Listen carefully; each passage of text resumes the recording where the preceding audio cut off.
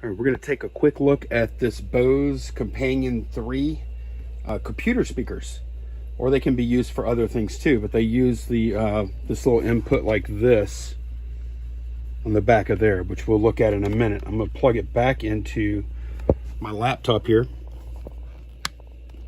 Okay, and this cable is going to come with this unit too. The computer will not come with it, however. It comes with 2 speakers. Each one has a pretty long cable on it. I don't have it unwrapped all the way. Let's see, you can see it goes and goes and goes. They're pretty long, so you could place them pretty much anywhere you want. Each one has these 3 little rubber feet on the bottom.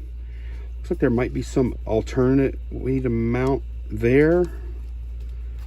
And yeah, so those are little satellite speakers, and it has the main module here. And let's take a look at the back of it. Cosmetically, it's pretty clean. This is your bass control here. This is the heat sink. These are your left and right outputs to those speakers we just looked at. This is that cable coming from the computer. Power supply, which does come with it. Off on switch. And then what is this? This is the power. Okay, this is the power. This is not the power. This goes to this little puck, which we'll look at now. So your sound comes in here.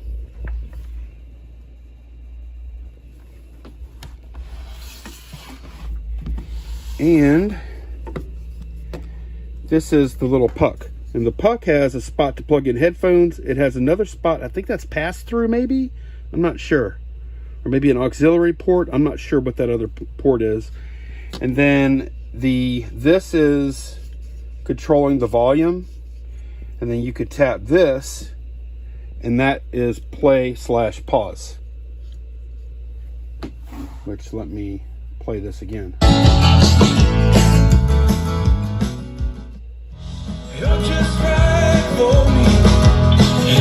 I just tap it and it pauses.